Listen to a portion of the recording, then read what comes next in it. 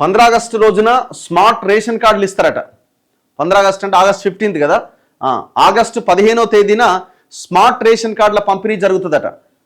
1,05,000 కుటుంబాలకు ఈ పంపిణీ ఉంటుందట. 5 లక్షల 1,05,00,000 కుటుంబాలకి ఈ పంపిణీ జరుగుతుందట.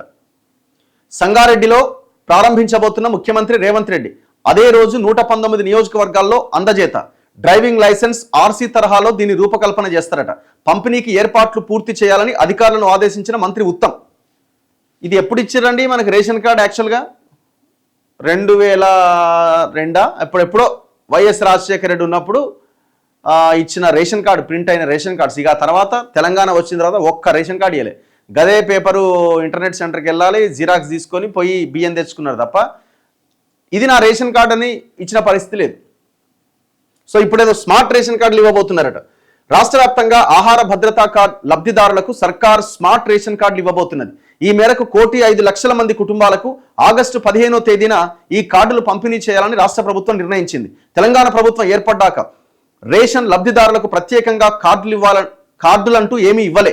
గత లబ్ధిదారులు, కొత్తగా ఎంపికైన లబ్ధిదారులు ఆహార భద్రత కార్డులను ఆన్లైన్ ద్వారా జిరాక్స్ తీసుకొని లామినేట్ చేసి దాన్నే కార్డుగా వినియోగిస్తున్నారు.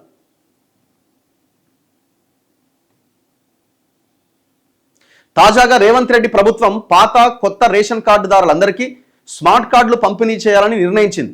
ఇప్పటికే పలు నమూనాలు పరిశీలించి కార్డుల డిజైన్ కూడా పూర్తి చేసింది. డ్రైవింగ్ లైసెన్స్, వాహనాల ఆర్సీ, డెబిట్, క్రెడిట్ కార్డుల తరహాలోనే స్మార్ట్ రేషన్ కార్డులు తయారు చేయించింది. ఈ కార్యక్రమాన్ని ఆగస్టు 15వ తేదీన ముఖ్యమంత్రి రేవంత్ రెడ్డి సంగారెడ్డిలో లాంఛనంగా ప్రారంభిస్తారు.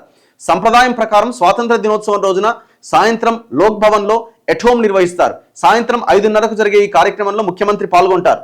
దీంతో సంగారెడ్డిలో ముఖ్యమంత్రి చేతుల మీదుగా ఈ స్మార్ట్ కార్డుల పంపిణీని సంగారెడ్డిలో మధ్యాహ్నం 2 గంటల నుంచి సాయంత్రం 4 గంటల దాకా నిర్వహించేలా షెడ్యూల్ ఖరారు చేశారు.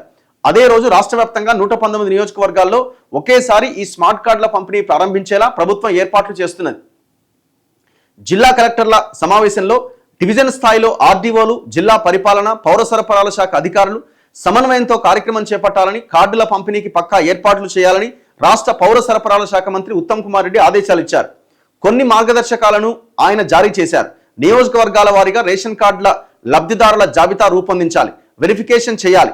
స్మార్ట్ రేషన్ కార్డుల ముద్రణ, సురక్షితంగా నిల్వ చేయడం, రవాణా చేయడం, సకాలంలో పంపిణీ కేంద్రాలకు చేర్చడంలో అధికారులు పక్కా ప్రణాళికతో వ్యవహరించాలి. జిల్లా కలెక్టర్లు, ఆర్డీఓలు, ఇతర అనుబంధ శాఖల అధికారులు, స్థానిక ఎమ్మెల్యే, ఇతర ప్రజాప్రతినిధులతో సమన్వయం చేసుకోవాలి. పంపిణీ వేదికలు కూడా ప్రజలకు అనువుగా ఉండాలి. టెంట్లు, కుర్చీలు, తాగునీరు, బ్యారికేడ్లు, మైక్ సెట్లు, లబ్ధిదారుల పేర్లు నమోదు చేసుకోవడానికి, రిజిస్ట్రేషన్, వెరిఫికేషన్ క్రమ పద్ధతిలో పంపిణీ చేయడానికి ఏర్పాట్లు చేయాలి. పత్రికలు, టీవీ ఛానల్స్లో విస్తృతంగా ప్రచారం చేసేలా చర్యలు తీసుకోవాలి. రేషన్ కార్డుల పంపిణీ పూర్తి చేశాక ఎప్పటికప్పుడు నియోజకవర్గాల వారీగా రాష్ట్ర ప్రభుత్వానికి నివేదిక ఇవ్వాలి.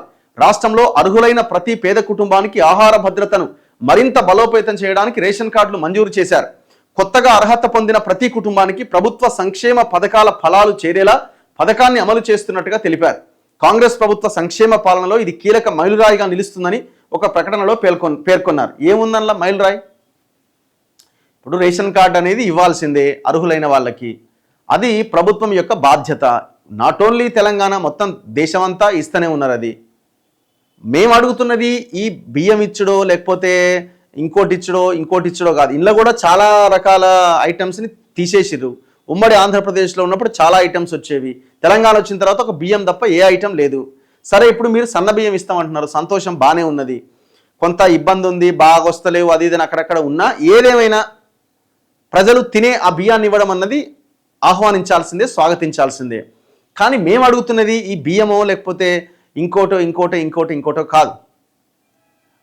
ఆ బియ్యం తీసుకుంటున్న కుటుంబాల పిల్లలు ఎక్కడ చదువుకుంటున్నారు? వాళ్ళకి విద్య కావాలి.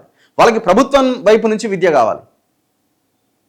ప్రైవేట్ స్కూల్కి పంపించడం ద్వారా 2 పిల్లలున్న తల్లిదండ్రి దగ్గర 1,00,000 నుంచి 2 లక్షలు ఖర్చు పెడుతున్నారు. ఇప్పుడు ఆ 1,00,000, 2 లక్షలు వాళ్ళ కుటుంబానికి మిగిలినాయి అనుకోండి, గవర్నమెంట్ ద్వారా విద్య అందితే. ఇప్పుడు నీకు ఆ బియ్యం ఎందుకు అడుగుతారు? నీకు ఆ పెన్షన్ ఎందుకు అడుగుతారు? ఇంకోటి ఎందుకు అడుగుతారు? ఆ రేషన్ కార్డు కోసం వెయిటేజ్ చేయరు వాళ్ళు మొత్తం సంపాదించిందంతా విద్యకి, వైద్యానికి ఖర్చు పెట్టడం వల్ల వాళ్ళకి అవకాశం లేదు. ఇక వాళ్ళకి బతకడానికి అవకాశం లేకుండా పోతున్నది. కనీసం బట్టలు కొనుక్కోవడానికి అవకాశం లేకుండా పోతున్నది. అందుకే ప్రభుత్వం ఇచ్చే ఇట్లాంటి ఈ సంక్షేమ కార్యక్రమాల మీద ఆధారపడి బతకాల్సిన పరిస్థితి ఏర్పడుతున్నది. సో మీరు ఫస్ట్ అది చేయండి కదా, ఎడ్యుకేషన్ హెల్త్ మీద ఫోకస్ చేయండి. ఎడ్యుకేషన్ హెల్త్ మీద ఫోకస్ చేసి మేము ఇన్ని స్కూళ్ళు తయారు చేసినాం, ఇంత గొప్పగా చేసినామని రోజు ప్రచారం చేసుకుంటే ఎవరు వద్దనట్లే. రేషన్ బియ్యం ఇచ్చి ప్రచారం చేసుకుంటా అంటే ఎట్లా?